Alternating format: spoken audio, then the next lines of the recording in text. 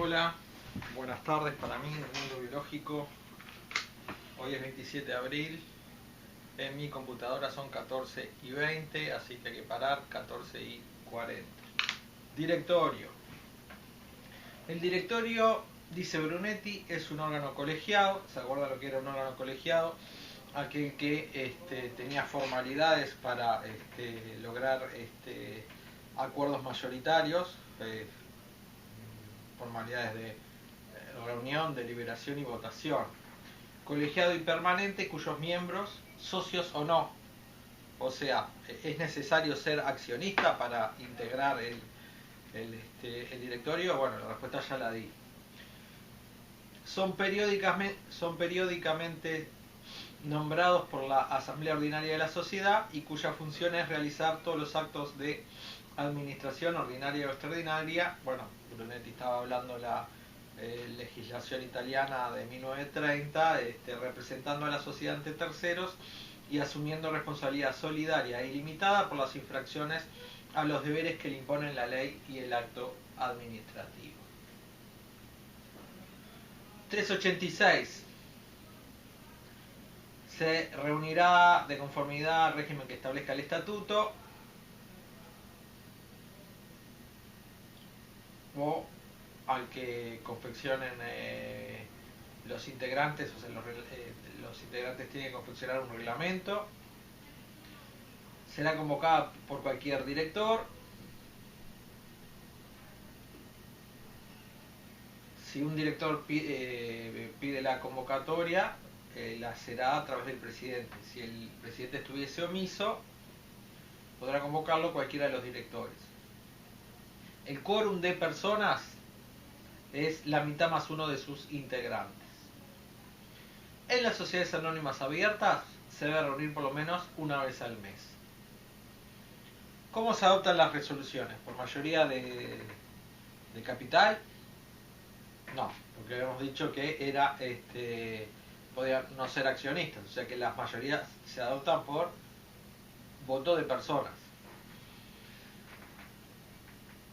En caso de empate, el presidente tendrá doble voto.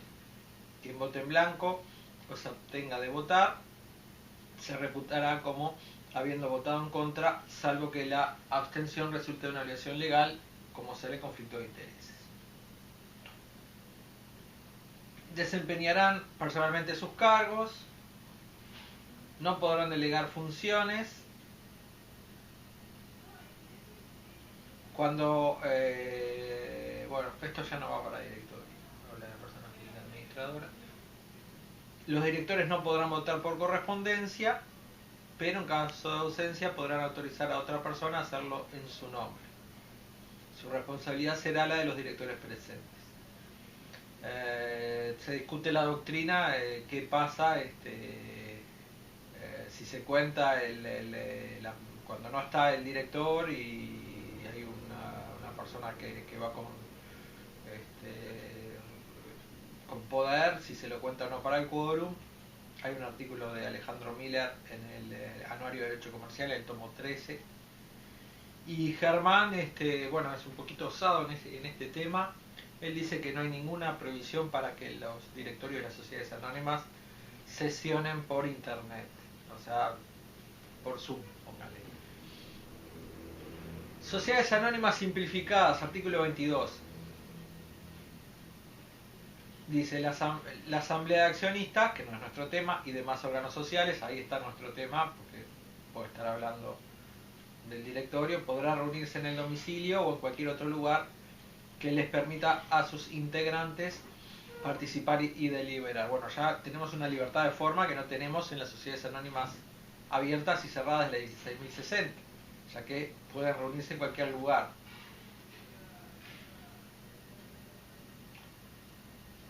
Y el 23 dice que las reuniones podrán ser presencial, vean la modernidad del lenguaje, o por videoconferencia, cualquier otro medio de comunicación simultánea. O sea, para las sociedades anónimas simplificadas no tenemos el problema de la presencialidad, ¿verdad? Pueden hacer una reunión de directorio por Zoom. Sí se deberá elaborar un acta que se asentará en el libro respectivo.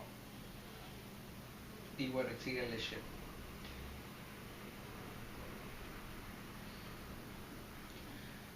Orden del día. ¿Es preceptivo? La doctrina entiende que no es preceptivo el orden del día, como si es preceptivo en el caso de la asamblea de accionistas. Hay que hacer un acta de reunión, o sea, un acta respecto a lo acontecido en la reunión de directorio, y tengan presente algunas normas. El 387, conflicto de intereses, dice: los directores que en negocios determinados tengan un interés contrario al de la sociedad, sea por cuenta propia o de terceros, deberán hacerlo saber al directorio y al órgano de control interno, absteniéndose de intervenir cuando se traten y resuelvan esos asuntos. Si así no lo hicieran, responderán por los perjuicios que se ocasionen a la sociedad por la ejecución de la operación. Si se trata de un administrador, deberá abstenerse de realizar tales negocios salvo autorización de la asamblea. Muy bien. Contratación con la sociedad. O sea, salimos del tema directorio, advierto, ¿no? Ya estamos saliendo del tema directorio, volvemos al tema general de los administradores y el directorio. Bueno, y la pregunta es, bueno, lo saben de la parte general, la pregunta que yo siempre hago en clase, cuando hacía esa pregunta, Julio César Lestido no era una persona tan pública, no era como ahora presidente de una de las cámaras empresariales. Entonces yo preguntaba si Julio César Lestido podía comprarle un auto a Julio César Lestido S.A. Si él quería empezar un Volkswagen, si se podría comprar a Julio César Lestido S.A. Y el 84 nos recordamos que pide que sí, que puede, ¿tá? Pero en las mismas condiciones que los terceros. O sea, si cualquier persona que va a comprarle un Volkswagen a Julio César Lestido solo se lo venden al contado a $20.000, él no puede pedir que se lo vendan a él en 20 cuotas de $1.000, ¿tá? Porque serían distintas condiciones de los terceros. Y lo otro que pide el artículo 84 es ponerlo en conocimiento de la reunión de socios o de la asamblea. Así que bueno, ¿qué pasa si no es en las mismas condiciones que los terceros? Bueno, la autorización de la asamblea tiene que ser previa. Concurrencia con la sociedad, o sea, ¿puede un director, un administrador realizar la misma actividad para terceros o por cuenta propia que hace respecto a la sociedad que él administra o forma parte del directorio? Y es una respuesta que es más o menos análoga al tema anterior. No puede, salvo autorización expresa de parte de los accionistas. Dice 389, el administrador o los directores no podrán participar por cuenta propia o de terceros en actividades en competencia con la sociedad, salvo autorización expresa de la asamblea, so pena de incurrir en responsabilidad. Gerentes. El 383 autoriza al directorio a designar gerentes, sean directores o no. La escribana Bonciac define al gerente como un ejecutivo de alto nivel que tiene a su cargo una función determinada, ventas, compras, producción de una empresa, agencia o sucursal, cuyas facultades pueden ser más o menos amplias según los casos. Si se le encarga a un gerente la administración de un establecimiento comercial, entonces estamos en presencia de un factor. El gerente es un subordinado de la empresa, o sea que la relación que une el gerente con la sociedad anónima es de derecho laboral. Comité ejecutivo, artículo 390. Dice el 390 que el estatuto, o sea, no es que puede decir los directores, vamos, ¿qué les parece si además creamos un comité? No, tiene que estar previsto en el estatuto. ¿Por qué habría un gerente? Bueno, yo siempre cuento en clase que alguna vez leí en algún diario argentino que creo que Telefónica, que es un conglomerado de ese país, que tiene su nacimiento en España, tiene un directorio de hasta 15 integrantes. Imagínense la gestión cotidiana de la sociedad si está a cargo de 15 integrantes. Entonces, si el estatuto lo prevé, puede nombrarse un comité ejecutivo integrado por parte de esos directores. ¿Quién lo designa el comité ejecutivo? El director. Pero los directores que no integran el comité ejecutivo no quedan eximidos de la responsabilidad civil emergente de las decisiones que tome el comité ejecutivo, por lo que tiene un deber de vigilancia los que no integran el comité ejecutivo.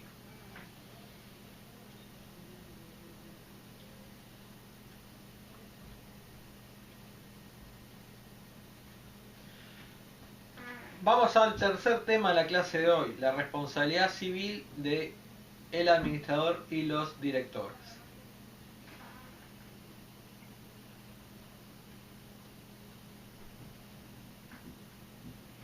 Dice el 392. Primero, dice el 392, es la responsabilidad civil es en principio transable. O sea, se celebra la asamblea ordinaria. El administrador o los directores rinden cuentas a través de los estados contables y de la memoria. Y resulta en la propia asamblea o ya mediante el estudio que tuvieron los accionistas en los días previos, dicen, no, pero acá pasaron cosas que no tenían que haber pasado. Esto es un hecho generador de responsabilidad. Y bueno, probablemente coincida el director o el administrador con que además sea el accionista mayoritario, entonces podría transar la responsabilidad civil. Dice la responsabilidad del 392. La responsabilidad de los administradores y directores respecto de la sociedad se extinguirá por la aprobación de su gestión, renuncia expresa o transacción, resueltas por la asamblea. Si esa responsabilidad no es por violación de la ley, del estatuto o del reglamento, o sea, se podrá transar siempre y cuando no hubiese violación de la ley, del estatuto y del reglamento. Y que no medie oposición de accionistas que representen el 5% del capital integrado, por lo menos. Siempre que los hechos hayan sido planteados y el asunto se hubiese incluido en el orden del día. La extinción será ineficaz en caso de concurso. ¿Y qué pasa si si hay si lo vamos a ver? Pero vamos un poquito a meternos en el tema general de la responsabilidad. Dice el 391, el administrador o los directores responderán solidariamente hacia la sociedad, los accionistas o los terceros, por los daños y perjuicios resultantes, directa o indirectamente, de la violación de la ley, el estatuto o el reglamento, por el mal desempeño de su cargo, según el artículo 83, es decir, no haber obrado con lealtad y con la diligencia de buen hombre de negocios, y por aquellos producidos por abuso de facultades, dolo o culpa grave. Hay una norma análoga que es el 31 de la 1820 para sociedades anónimas simplificadas.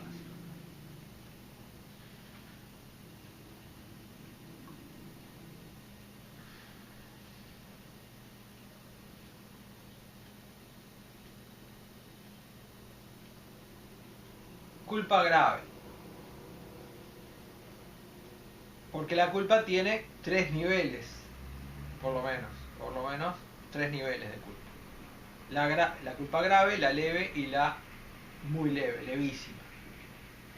Ambas están en el artículo 1344 del Código Civil o también en el 221 del Código de Comercio. Dice, por ejemplo, los leen 215, 221, 1338 del Código Civil, 1344. El doctor Ripe, tan querido que lo he nombrado en las clases anteriores, en un trabajo de seguros en el Anuario de Derecho Comercial, hace toda una sistematización de la culpa. Dice, dolo a intención, o sea, es un acto con intención de parte del director o administrador que genera un daño. Existe, dice Ripe, conciencia y voluntad. de la persona a cometer el acto y conciencia de voluntad sobre el posible resultado dañoso. Culpa grave. Dice que son actos graves, groseros. Siempre la diligencia es del buen hombre de negocios, ¿no? O sea, es más alta de la del buen padre de familia. O sea, si el juez tiene que llegar a un estándar jurídico en la responsabilidad civil de un daño ocasionado a una empresa de seguros, bueno, ¿cuál es la media, la diligencia media? Lo que verían, lo que hubiesen previsto un director de otra empresa de seguros, que seguramente podría ser hasta perito para auxiliar al juez respecto a al obrar del director. Y se RIP son actos graves, groseros, explícitos, hechos o omisiones, una grave negligencia o omisión que produce un determinado resultado, que se produjo por una falta razonable de prudencia, de particular cuidado, de diligente actuación, etc. Negligencia sería el no cumplir con precauciones mínimas, habituales y sencillas aconsejadas por la prudencia y los cuidados básicos. ¿Cuál culpa no es sancionable? La leve, que incluye, dice Ripe, aquellas conductas que son contrarias a las que solo un muy prudente padre de familia, en este caso hombre de negocios, hubiera tenido que adoptar para prevenir el daño. La responsabilidad civil de los administradores y directores es solidaria. ¿Y en qué casos se pueden exonerar de responsabilidad civil? Bueno, se puede exonerar el administrador que votó en contra, siempre y cuando se haya dejado constancia en actas de su voto en contra. Ahí no habría responsabilidad civil. El administrador no presente, pero cuando toma conocimiento de la decisión que se tomó, tiene que pedir la reconsideración, votar en contra y dejar constancia en actas. Habíamos dicho que la responsabilidad civil era transable. Pero vamos a ver qué pasa. Leyendo el tema, estudiando el tema de la acción social de responsabilidad civil. Y si es la acción social de responsabilidad civil, estamos hablando, porque la cosa es muy confusa, de un juicio que la sociedad le hace al administrador o directores. Verón hace una sistematización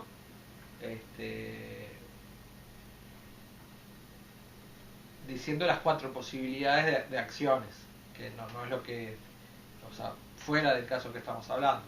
Es decir, bueno, uno es cuando el perjuicio a la sociedad y demanda a la sociedad, y tenemos que diferenciarlo cuando el perjuicio es al accionista, que no es lo que estamos hablando, sería un juicio de responsabilidad civil común. Lo mismo si el perjuicio es a un tercero, y bueno. Entonces, ¿quiénes pueden llevar a cabo este único caso de los que vimos, que es el que la demandada es la sociedad? Bueno, los nuevos directores o el nuevo administrador, porque a los anteriores hay que removerlos. Dice el 393, la acción social de responsabilidad será ejercida por la sociedad previa resolución de la asamblea de accionistas, que podrá considerarla aún cuando el asunto no figure en el orden del día. La resolución aparejará la remoción del administrador o de los directores afectados, debiendo la misma asamblea designar sustitutos. El nuevo administrador o el nuevo directorio serán encargados de promover la demanda. ¿Qué pasa? ¿Se acuerdan que aquella transacción de la cual se había opuesto por lo menos el 5% de los accionistas? Bueno, este 5% puede iniciar esa acción de daños y perjuicios contra el administrador o los directores. Dice la norma, la acción social de responsabilidad podrá ser ejercida por los accionistas que se hayan opuesto a la extinción de la responsabilidad. También si se aprobó la acción en la asamblea, pero no se inició dentro del plazo de 90 días contados de la fecha del acuerdo. Y por último, esto es rarísimo, acreedores en representación de la sociedad pueden demandar al administrador o director. Dice el 395, Los acreedores de la sociedad solo podrán iniciar la acción de responsabilidad cuando ésta tenga por finalidad la reconstrucción del patrimonio social insuficiente para cubrir las deudas sociales a consecuencia de los actos o omisiones generadores de responsabilidad y siempre que la sociedad o los accionistas no lo hayan promovido. Pero bueno, o sea, en el caso de los acreedores, el patrimonio tiene que ser insuficiente para cubrir las obligaciones de las cuales los acreedores tienen un interés legítimo en que se satisfagan. No debe estar la sociedad en concurso.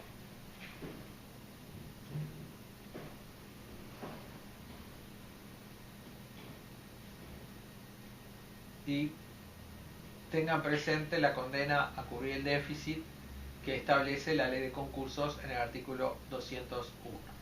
Bueno, muchas gracias.